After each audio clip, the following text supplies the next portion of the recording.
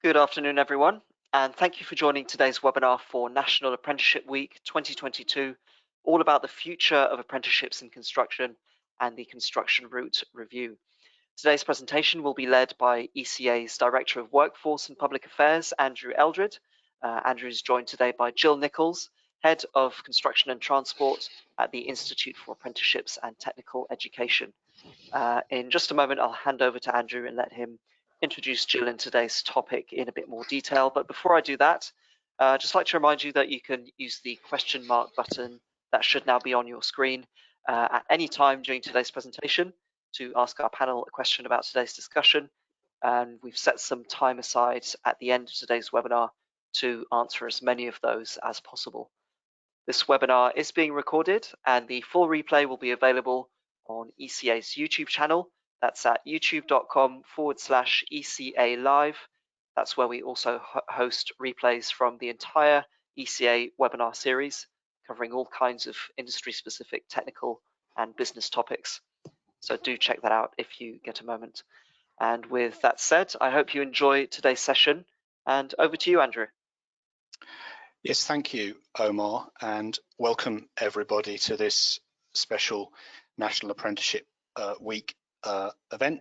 The main event is Jill talking about the construction route review, and then I'll follow on with a couple of slides about some wider developments of more sort of direct interest on electrical and fire and security. So moving very quickly to Jill Nicholls, as you can see from the slide, Head of Construction, Transport and Logistics at the Institute for Apprenticeships, IfATE.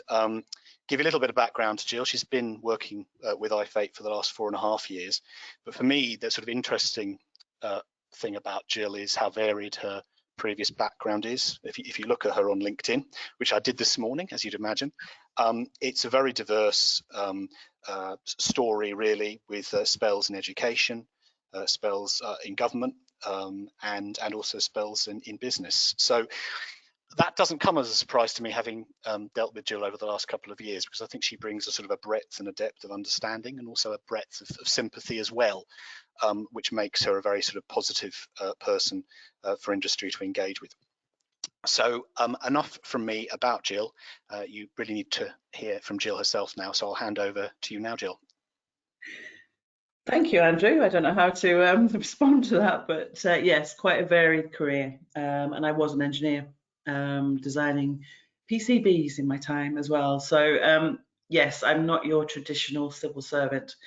So thank you for having me today. Hopefully what I've got to share with you today is of interest. You are actually seeing this ahead of our very own route panel. So the route panel who will be signing off some of this content, which will hopefully feed into the route review report, haven't seen this yet. They'll see it on the 25th of February. So it'd be really interesting if anybody has any feedback on what we're going to propose to them, that I can share with them when we do meet on the 25th. So I've included my email address right at the end of the presentation. I am on LinkedIn too, and of course there's the question and answer session at the end as well. So any views gratefully received. So let's get on with it. So next slide, please, Emma. So for those of you who don't know the Institute, it was established in 2017 as the Institute for Apprenticeships originally, and then became Institute for Apprenticeships and Technical Education in about 2019 to reflect the fact that we were moving beyond just apprenticeships and into further technical education products.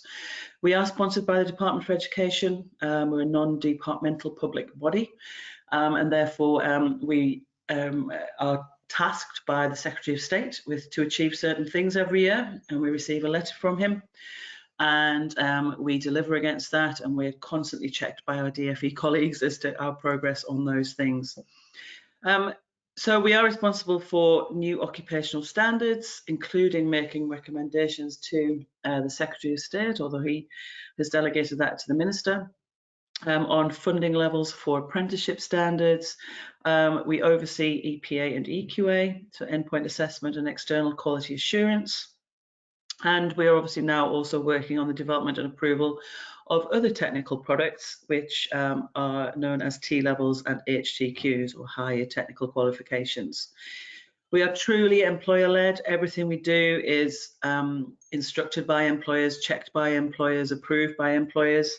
So everything from working with trailblazers at the beginning, through submitting to route panels, having work verified by boards, having our direction set by boards. Our apprentice panel are really important to us. The voice of the apprentice is huge in dictating how we move forward as an organisation. Next slide, please. So these are the standards that I have in the route at the moment, and I've put in red the areas that I'm not happy with, I'd like to improve, like to change. So we have 101 standards at the moment, and I'm sure that will change when route panel meet on the 25th. So 94 are approved for delivery and 7 are in development. As you can see in red, I've highlighted that we have 0 at level 5 and only 11 at level 4, and it is something that is raised by numerous stakeholders in the construction sector, including CLC, that we do need more at level 4, and we are working on that. And I hope after the 25th that I can put 1 instead of 0 at level 5, as we have a heritage construction specialist proposal that's just about to go and be approved by route panel and board. So 4s and 5s have been slow to come through. But as you can see, the bulk, as you would expect, is at level 2 and 3. So if you haven't seen our occupational map, there's a link in the presentation for you to go and have a look at that. It has 3 pathways: building services, DSP, so design, surveying and planning, and on-site construction. And as expected, our 3 T levels that are now out in delivery reflect those pathways. Looking at numbers a couple of weeks ago, it looks like we've got 1,300 learners so far because the T levels are quite new. DSP has been around for a year or a year and a term, and the other 2 only started in September last year. So they're new products. As ever, they take quite a while to gather momentum. There's a big campaign going on about T levels at the moment, which you may have seen, led by Bays, and we just need to do lots and lots of education about T levels versus A levels for parents and for those schools with 6th forms who like their learners to go on to A levels. High technical qualifications are currently in procurement, so they are qualifications at level 4 and 5. And for those that don't know, T levels and HTQs are the opposite of apprenticeships in very simplified terms. So instead of 80% on the job, 20% in the classroom, they're 80% in the classroom and 20% on the job. Next slide, please. So a route review. So what we try to do in a route review is make sure that our products keep pace with the sector. So sectors move on, especially this sector I'm finding, with technology, legislation, major events like Grenfell, and methods of construction or methods of work. And therefore those occupational standards need to move on to enable the learners and apprentices who graduate to meet employer requirements. So as I said, I find compared to many of my colleagues, construction is moving on at a faster pace than ever.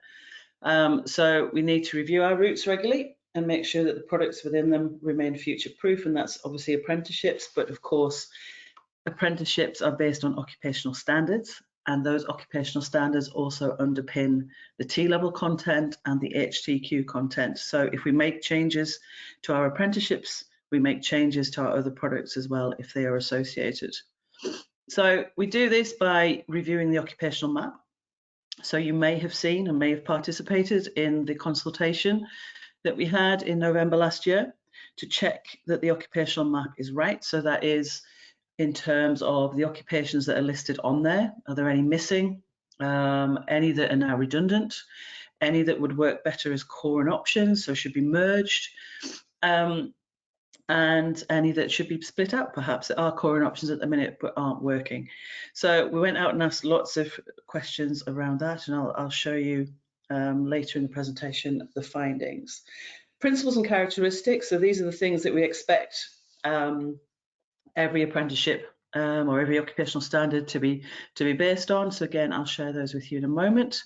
And we do this a minimum of every 3 years, but with annual temperature checks. And if those checks indicate that we need to move faster and change our products quicker than 3 years, then we'll obviously do so. Really important, these reviews are totally collaborative with employers, and that's why I'm here today to share things ahead of root panel. And I've been working with the Trailblazer chairs throughout, making sure they're informed. They're telling us how to do things. They're suggesting ways of consultation, etc., to make sure that the findings are truly collaborative and truly representative. Next slide, please. So this is where we are to date. So the first event, so when we launched it as a root review, was at the Root Summit last March. So we had a number of guest employers. I think Andrew was one of them. So employers and stakeholders who gave us a series of presentations on the challenges the sector is facing. And you'll see that some of those have developed into principles and characteristics as a result. And then all the way through, we've been keeping people updated and consulting right through to the present day.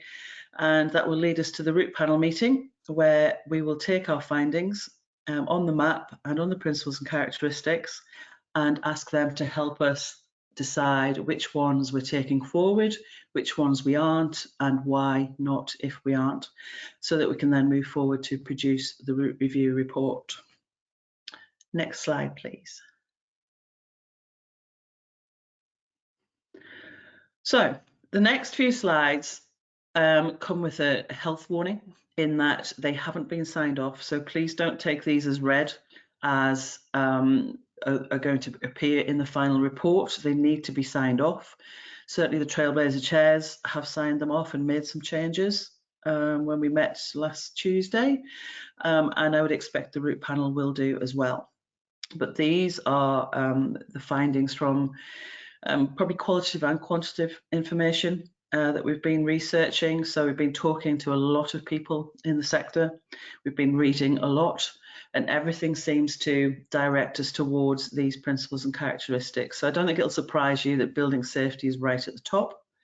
There's a lot of things that have happened in the sector. There's a lot of changes still happening. BSI standards that are changing, the building safety bill that's coming through. Everybody is talking building safety, and rightly so, and we need to make sure that our occupational standards reflect that as well. Net zero carbon and sustainability, and I would welcome views on this one in particular. There was a bit of a not a disagreement, but difference of opinion at the meeting last week as to what we should be focusing on for our learners. So we originally had this down as net zero carbon. There was others who suggested sustainability at the meeting last week, but the conclusion was that net zero is too narrow, sustainability is too broad. What's in the middle? And that's the conversation I will be taking to root panel next Friday, on the 25th. So any views on that would be really welcome as to what we do actually end up with in the report, and therefore as a principle and characteristic that underpins apprenticeship standards. Digital construction, we all know that's where we're going. I'm off to a digital construction event tomorrow at a local Institute of Technology. There are already adverts out there for digital construction managers. It's really important in terms of productivity, profitability, and we already have a digital framework as an institute, and we need to therefore refine that and narrow it down to construction. So that is one that we felt we needed to include. MMC. Lots of inquiries coming on this, thankfully now. We've only ever had one standard in MMC, which is the snappy title of, I can't even remember what the title is, but it's really long anyway. And that is about off-site timber manufacture, off-site concrete manufacture, and bringing it on site and assembling it. So construction, assembly, installation, operative, if I remember rightly. And that's been the only standard. And we've rightly had lots of inquiries as to why aren't there more. So that has come from the public, that has come from ministers, and we answer questions on this for the Houses of Parliament quite often. So it's good to see that there are inquiries coming through on this now, and I wouldn't be surprised if we soon see a few more occupations coming through. So it doesn't just mean new occupations, it obviously underpins many of the occupations that you already have standards for. We all know that bricklaying has moved on significantly, and brick slip systems are obviously quite common now, when they weren't at all when we wrote the standard back in 2015-16. So that, I think, needs to underpin most of our products. Next slide, please. Quite a lot on here. I tried to get it all on one slide. It looks like I've failed. But mental health, this is a passion of one of our root panel members in particular, and rightly so. If you look at the shocking statistics in the sector about how many workers take their own life, it's really something that we need to be aware of, and we need to respond to. And our own apprentice panel actually produced a report last year which also indicated action needed for the mental health of apprentices. And obviously these apprentices go on and become the employers of the future. So an understanding of mental health, we feel, is important. And obviously that leads on to ED&I, which is a big project that we've got in the Institute at the minute to develop core knowledge, skills and behaviours around ED&I, and that obviously will reflect through to the construction route as well. Customer service and communication skills, I expected them to argue this out last Tuesday and it to come out, but everybody actually said that this aligned to many of their own organisational strategies, the CPD programmes that they had, and communication is absolutely vital, especially when we're working on multidiscipline sites nowadays, and many people dealing with directly with customers, contractors, end users, etc. So that one is firmly staying in. Team working, surprisingly, this doesn't appear in many of our standards. On reflection, I don't know why we didn't question it at the time. Because we've got multidisciplinary sites, team working is hugely important. It's hugely important for health and safety. So we'd like to see more standards embed this in there. And then legislation and ethics. So legislation we originally had in. This is something we don't know, and that's why we're taking it to root panel. We've read a few things to think that the Brexit will or has and will affect the sector, but we don't know the full extent of that yet, and we would just be interested in people's views as to whether that is something we should be considering in every, or if not most, standards. And ethics was added, so that was added when employers saw these for the first time last week, and they felt it was really important that ethical principles obviously improve quality and transparency of the sector. So we are going to take that suggestion to root panel and see what they say. And what we'd hope to do with all of these things once they're finalised is help trailblazers develop some core KSBs. So I've booked some workshops for March for our team to work with some facilitators to develop some core knowledge, skills and behaviour statements at different levels so that they can be fed in. So if any of you have read BSI Flex and you've seen some of the competency statements in there or the behaviour statements, they're quite useful, and we would like to adopt that principle. We've already got it for sustainability, we've already got it for digital, but actually if there are things in our route that we can make things easier for trailblazers to revise their standards, then we will do so. Next slide, please. So here are the findings. Now, obviously, there's lots more detail behind this on the occupational map, but I just wanted to pick out a few highlights or lowlights in some cases, and lessons we need to learn. So if we can go through to the next slide, please. So we only asked 12 questions. We were very conscious of people's time, and therefore it was a short, sharp consultation, but opportunity to add more narrative should people want. We shared it widely. We shared it on social media. We direct mailed it as well. But as you can see, although it was open for November, we did lots of marketing around it. We only had 36 responses in total. Now, on the surface of it, only 9 were from employers, which were 25% of the respondents. But I think sitting underneath those trade body and professional body numbers sit many employer voices. And I think given how busy employers are, even a short survey is sometimes too much. So it's great that the trade bodies and professional bodies have stepped in to provide their voices.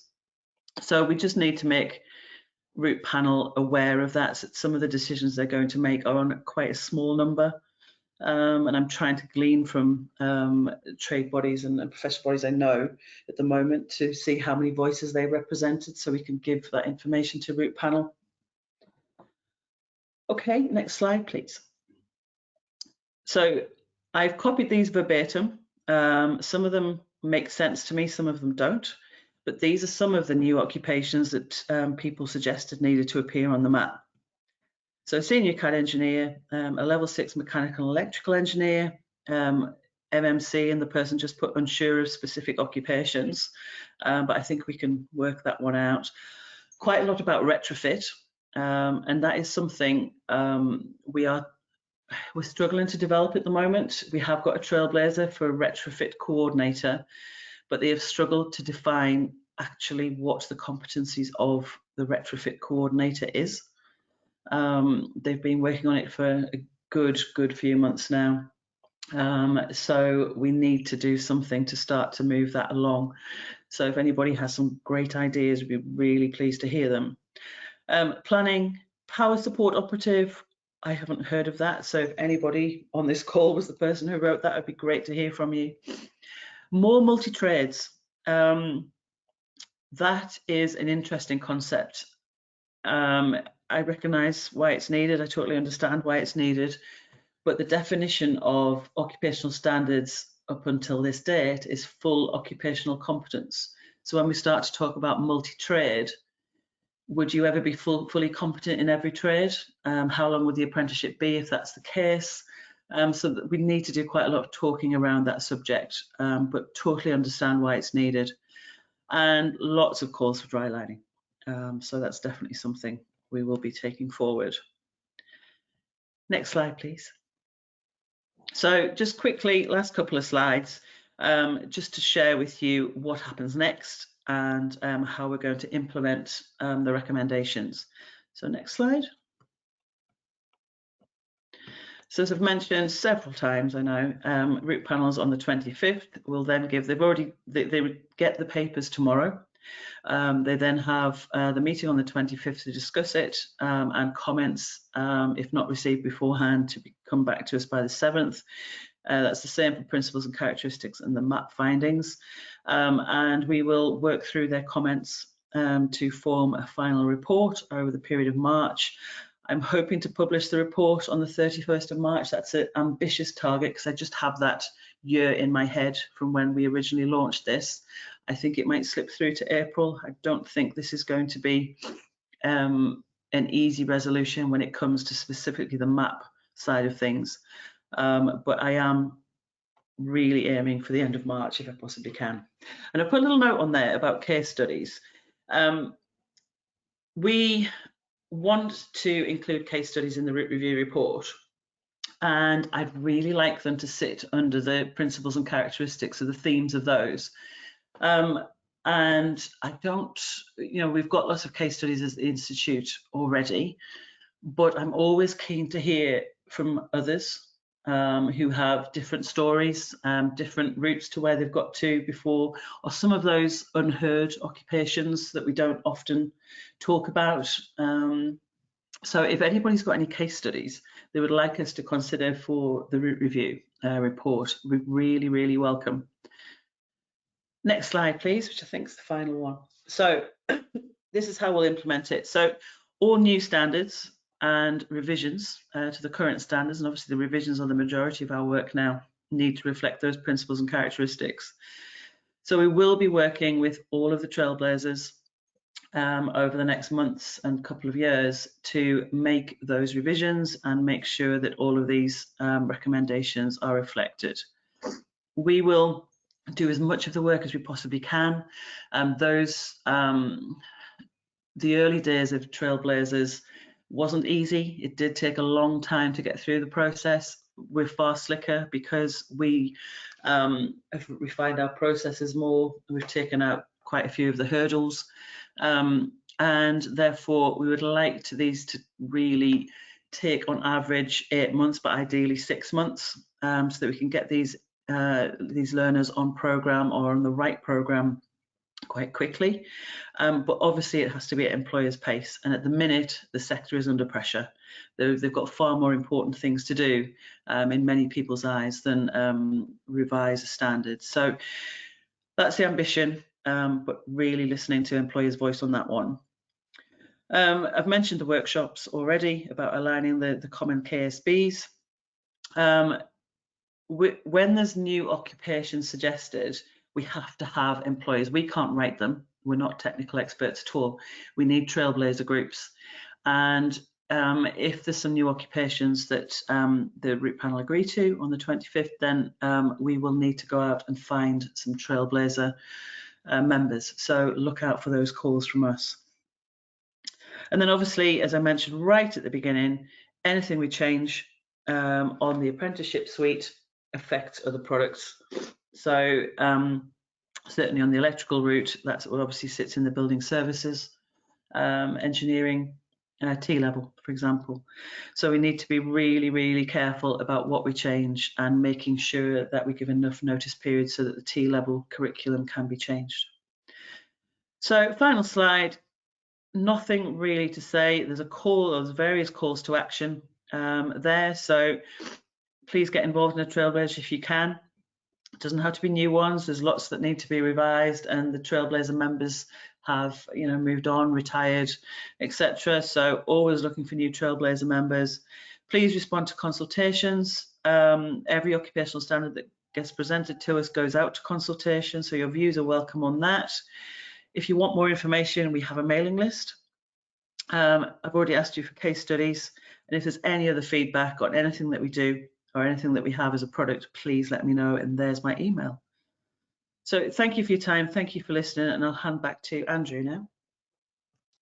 Thank you very much, Jill, for a really fascinating sort of sneak preview, if you like. I'm the only thing between you and asking Jill some questions. You've already heard so far today she's been able to sort of give you some privileged information. So if you think about asking a question and thinking that maybe it's a bit cheeky to ask it, nevertheless ask it, and Jill's very discreet, but I'm sure she'll do what she can to answer the questions. This is going to be a brief canter through. I'm focusing on electrical and fire and security in England and Wales. Why England and Wales? Well, obviously, Scotland is not an area in which ECA generally gets involved, and Northern Ireland, to be honest with you, there's not a lot going on, certainly in comparison with England and Wales at the moment. Next slide, please, Omar.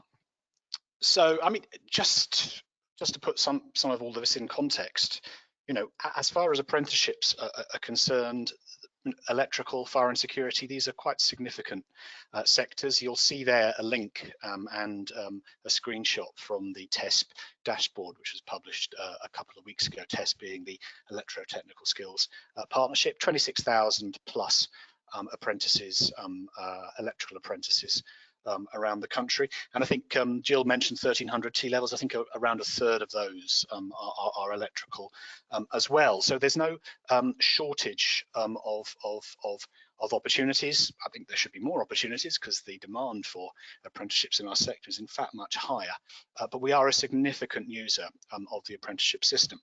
The electrical obviously is very large. It's often the largest take up, not only in England but elsewhere in the UK, typically around 6,000, about 5,000 in England. I think we're getting quite close to that this year. I think this year will be a record year in England and also in the rest of the UK. Fire and security, obviously a lot smaller in terms of the sector, but the fire and security apprenticeship, much newer, but is one of the most successful new standards in England. I think between 300 and 400 starts a year.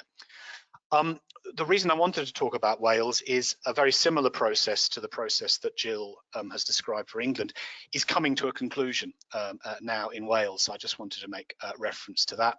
And also looking ahead, picking up on Jill's comments about new standards, new frameworks outside of England. There are a couple there I want to highlight, including an update on the domestic electrician. Next slide, please, Omar. And we're going to start with Wales, and again from the TESP dashboard you can see some of the sort of high-level information about Wales. As I said, there's currently a review, but it's drawing to a close now, not only of electrotechnical but also of 3 other building services engineering frameworks, plumbing, and a couple of the H&V frameworks.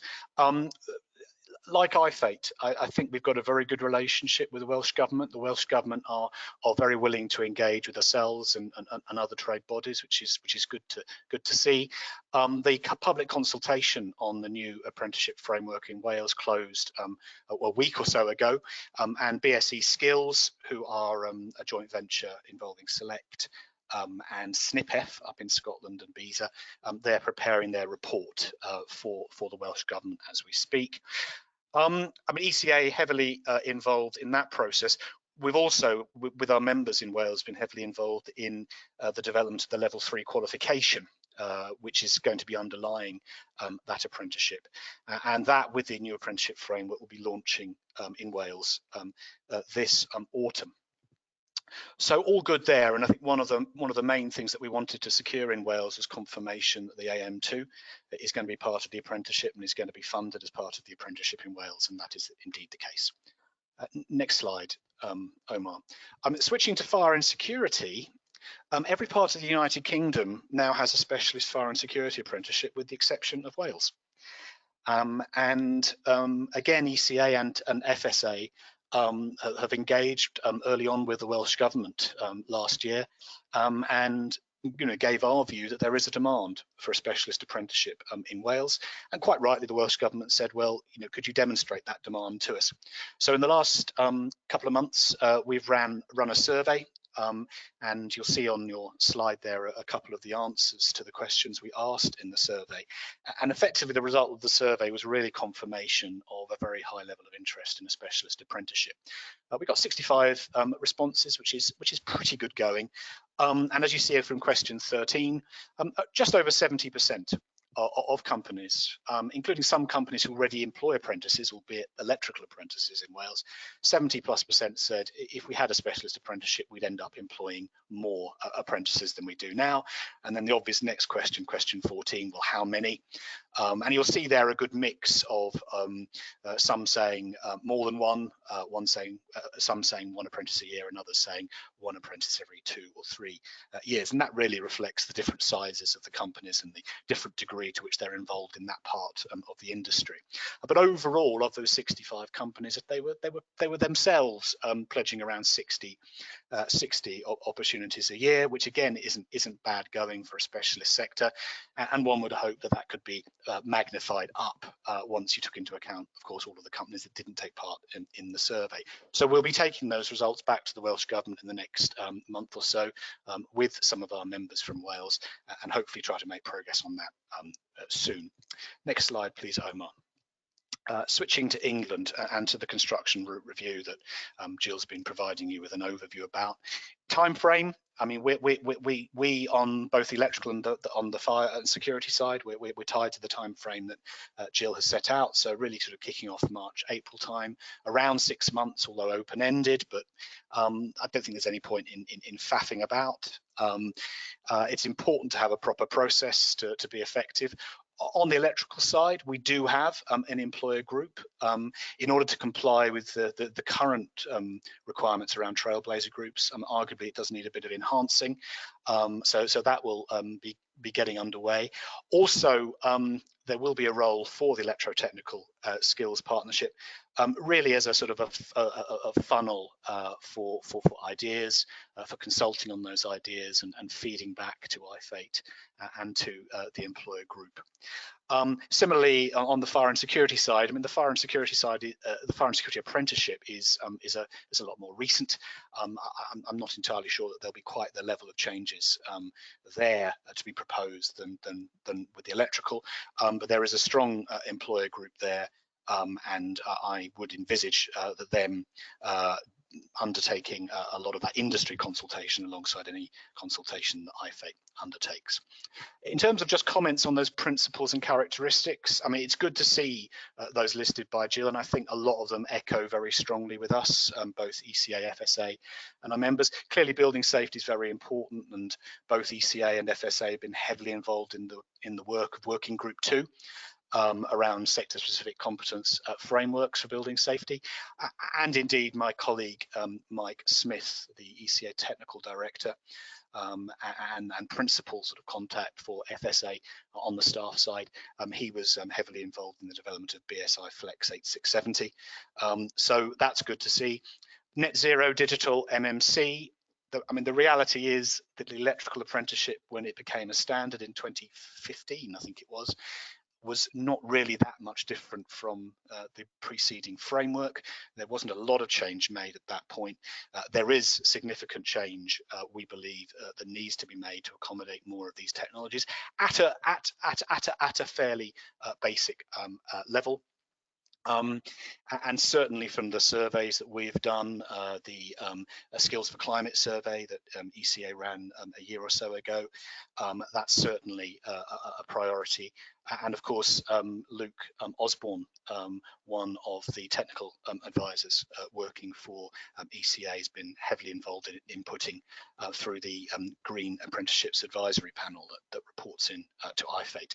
Soft skills as well, team working, customer service, identified in a number of surveys, including a couple of years ago, the Electrotechnical Skills Partnership Survey, as being an area where there's probably more of a skills gap even than on the technical side. Next slide, please, Omar. So those are some comments on the construction route review. A bit of an update on the domestic electrician. Fully aware that a separate standard for domestic electricians is controversial with some people. I think through the engagement we've had with the employers involved in developing it, which does include some ECA members as well as others, I think we are absolutely convinced that the intention of those involved in this are to raise standards and indeed to extend the reach of apprenticeships into the domestic market, where they've generally speaking in the past been less prominent, and I think some individuals and some companies have struggled to make it work for them in a domestic context with the main apprenticeship. So that IfATE consultation has now concluded, and there was an earlier consultation again managed through TESP last year. And in terms of the content of that domestic electrical apprenticeship, well, it's really anticipating what we expect will happen with the main standard, a significant amount of new technology content, particularly around electrical vehicle charging. And again, that's an area where ECA's technical department, Luke Osborne in particular, have been heavily involved. I don't know when we'll get confirmation from IfATE as to where they think things are in terms of approval, but I do know there are a number of training providers very keen to get going on this. So if they get the green light relatively soon, as you can see, they are anticipating making this available not so far away from where we are now.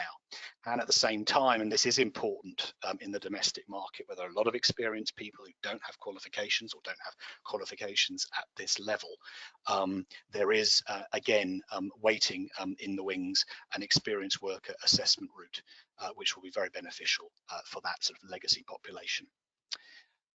Final slide, I think, from me, Omar. Just moving away from the sort of level 3 apprenticeship, whether that be fire and security or electrical, just looking ahead and maybe answering the challenge, or one of the challenges that Jill raised in her presentation, which is where are the level 4s and above. This is going to be a big area of focus for ECA, because we do get a lot of feedback from companies about the difficulty of progressing people once they're qualified as an electrician, and the lack of clear progression routes. So, I mean, one area is the potential development of something for somebody who's been in the game for some time. It's the JIB have a thing called the Advanced Assessment of Competence. I think in Germany they have a thing called a Meister. Is that something that would be of any interest? In terms of level 4s that currently already exist, there are some potential level 4s in Jill's route, and we need to look at how those might be more easily a way for electricians to progress, and is there scope for others? I dare say there are some level 4s not in the construction route that are probably worth looking at around management roles, commercial roles, and that kind of thing. So that's something we'll be looking at as well. Jill mentioned retrofit coordinator. Our take on that is that it's probably not a broad enough role to justify an apprenticeship in its own right. It is, though, a potential progression route for somebody from an electrical or mechanical or plumbing background. So we will be intending to work with partners in trying to develop something in this area. As I said, I'm not sure that it's going to really be sufficiently extensive to qualify as an apprenticeship. And finally, and the most interesting one, is this idea of systems integration. It gets talked about a lot, and we are working as ECA very closely with colleagues in Europe, where they are already trying to develop progression routes and alternative entry routes around the topic of systems integration. But that's a genuine question there. At what level is it pitched, or is it pitched at multiple levels? But that's an important area that we'll be working with our members and other partners on over the next year. And I think that's it, Omar. We've got the Q&A now. Thank you, Andrew, and thank you, of course, to Jill for your time today. Really great presentation there, and quite an active Q&A box on my end. So just before I launch into some of your questions, just a quick reminder that this session is being recorded and will be available to view from tomorrow morning at youtube.com/ECA Live. You would have seen there were a few links in the slides there, and those links will be available in the video description on YouTube. So all the information shared here today will be fully accessible. So first question, this is a question from an ex-high school governor. He says, schools have no idea what qualifications are required to secure an apprenticeship. They still think it is for failing students. So I suppose a question on behavioural change there, and how do we achieve it? Yes, I would agree. And I have a daughter who is 16 and experienced exactly that in her high school. So yes, it's a behavioural change. We were starting to make big inroads until lockdown, until the start of the pandemic. And obviously a lot of that has now needs to go back to ground zero and start again in terms of education of the teaching workforce. But what doesn't help is us as DFE, because there's different departments in DFE, and one is schools, as you'll know, and schools are targeted on how many children they get into sixth form. So they will always push children into sixth form if they possibly can. So until we sort ourselves out, and I probably shouldn't say this knowing it's being recorded, but we need to sort out our targeting on schools and make sure that careers advice is truly agnostic. And everybody's given the opportunity to even know about apprenticeships or other technical education routes. So, for example, my daughter in the very first term, going back in year 11, is it, had a teacher come around and said, right, which A levels are you doing? There was no talk about anything else. She questioned it and they said, oh yes, well there is vocational education, but A levels is the way forward, baccalaureate, all of that. So she said no. She said, I'm going to do a T level in design, surveying and planning. And they said, what's a T level? So it is, you know, as a parent, you can understand the frustration across the piece, and we need to do a lot more as the department to do that, and we very much intend to, and there's certainly some conversation going on at the minute as to how IfATE can help with that. Can I chip in there and say that there's another side to this as well, Omar, which is industry engagement with education. TESP, the Electrical Technical Skills Partnership's done a lot in terms of the Electrical Careers website and making careers advisors as a profession aware of that and government aware of that. So there are references to the Electrical Careers website from government websites, but there's also an onus on companies and individuals within companies to engage more with schools. If you go onto the Electrotechnical Skills Partnership website, TESP, you'll see a number of initiatives around industry into education.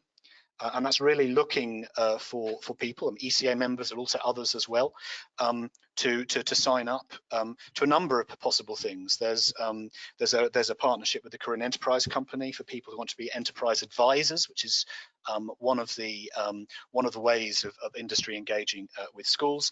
There's a mentoring program as well called Mentor Me, which is quite big on social media.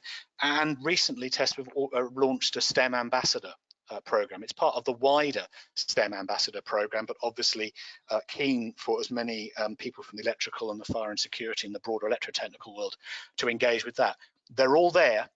And I think to a certain extent there is an onus on industry to go to education to help educate the teachers and the parents and of course the pupils. Mm-hmm. A question on mental health now. Is there a likelihood that all employers hiring apprentices will also need to have a mental health first aider?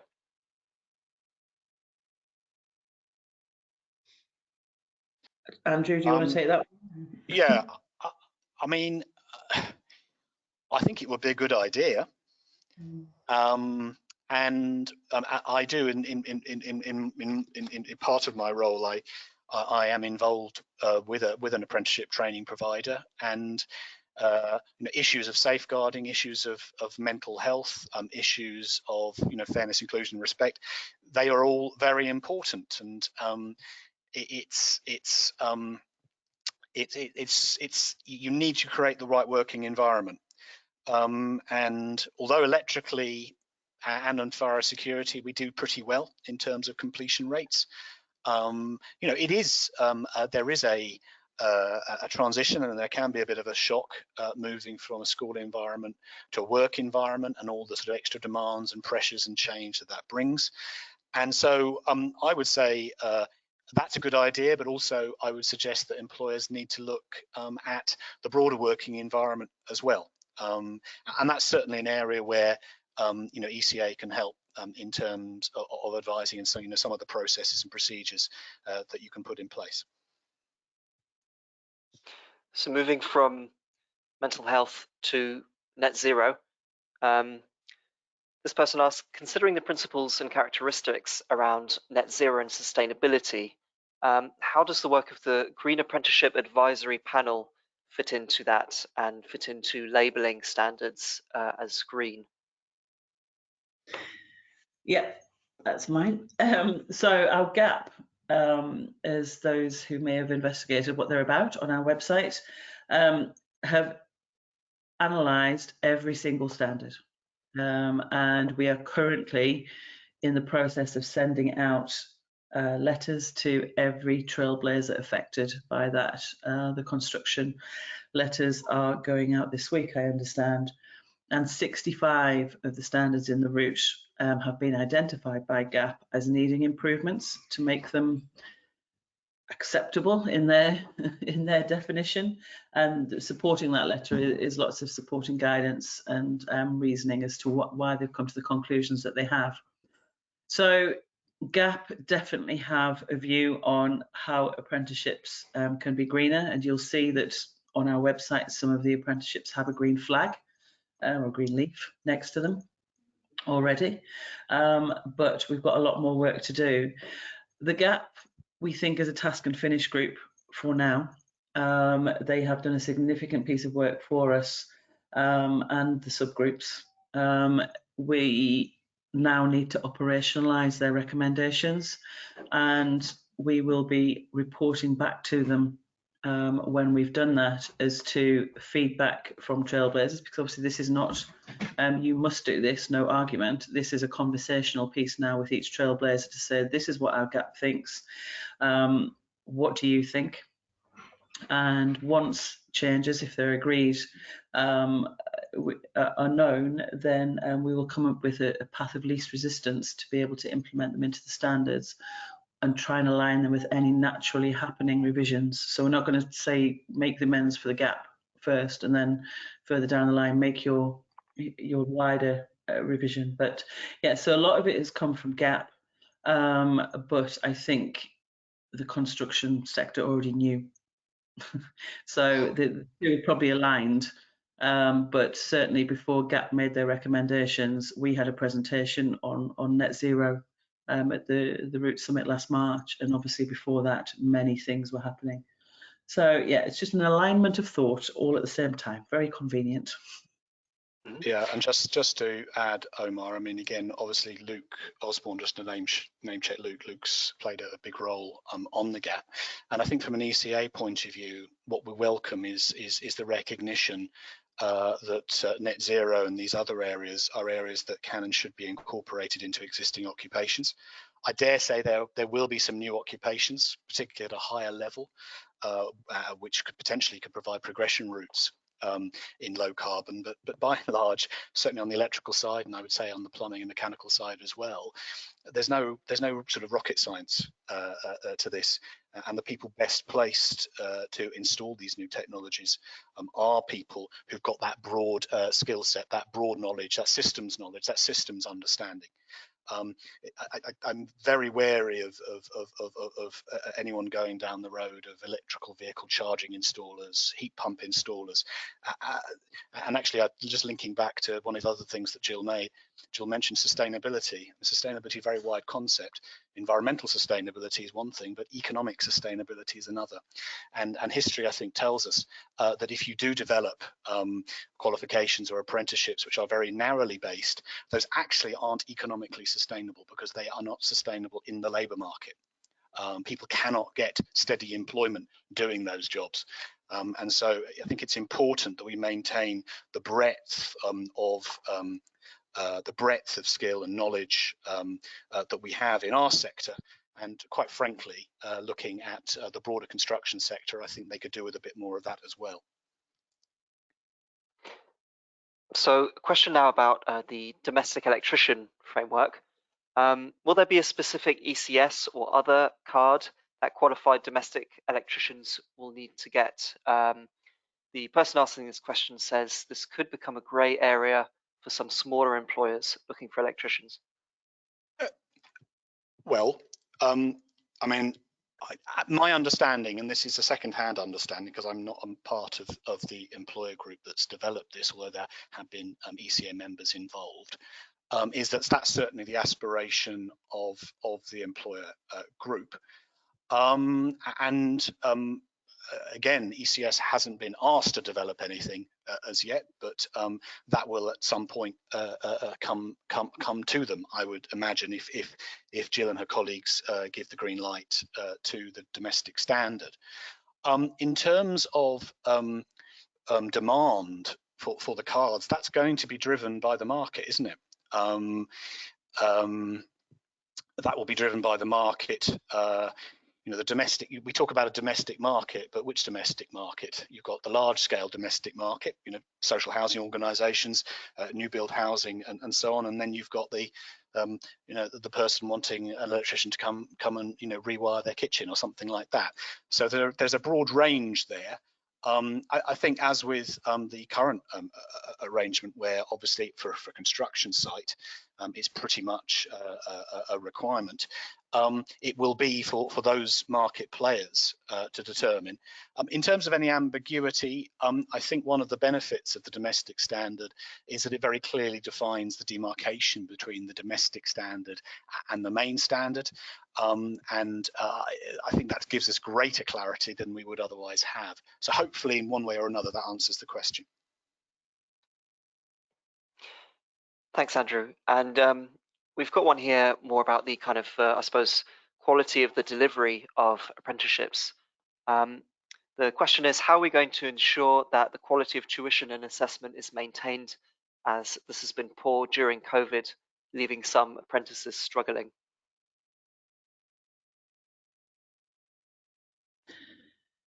Yes, and this is a conversation that I've had with CITB actually recently, obviously not on the electrical standards as much. It is well known to us that there's a variety of levels of training or quality of training, and you may or may not have seen a report that was published a couple of days ago by BARC, so the British Association of Construction Heads, on the challenges facing the sector, the FE sector at the moment, in terms of really struggling to get tutors and having to pay way more than they can afford if they do get them, and being able to afford materials, because materials are obviously going through the roof at the moment. So there are a lot of challenges facing the FE sector, but obviously if you're struggling to get people, you will take lesser quality people, if that's the right term, as tutors, which obviously then affects the teaching. There's obviously systems in place in terms of the endpoint assessment side of things, and the services they can provide to the training providers. Obviously Ofsted and Ofsted are back with a vengeance at the minute with training providers, and then we have, or ESFA should I say, have a whistleblowing system and a complaint system for any poor quality. But we can certainly see from some of the stats that we're running on some of the courses in the route now, where there's high levels of dropout and withdrawals, and what stage those withdrawals are at, and those that are on pauses and things like that. So there's a lot of data. We now just need to start talking and investigating with individual trailblazers as to what the problem is. But I very much suspect, as you say, that it's about the teaching and the initial advice and guidance that learners are getting, and whether they should be on that course. And then, of course, we need to work as a huge network of people to look at how we do that. I know CITB are quite keen to get involved in it, conscious that obviously Ofsted only inspect every so often, but what their plans are, I really don't know. But yeah, we acknowledge it, we know it, there are reasons behind some of it, but it's a huge task.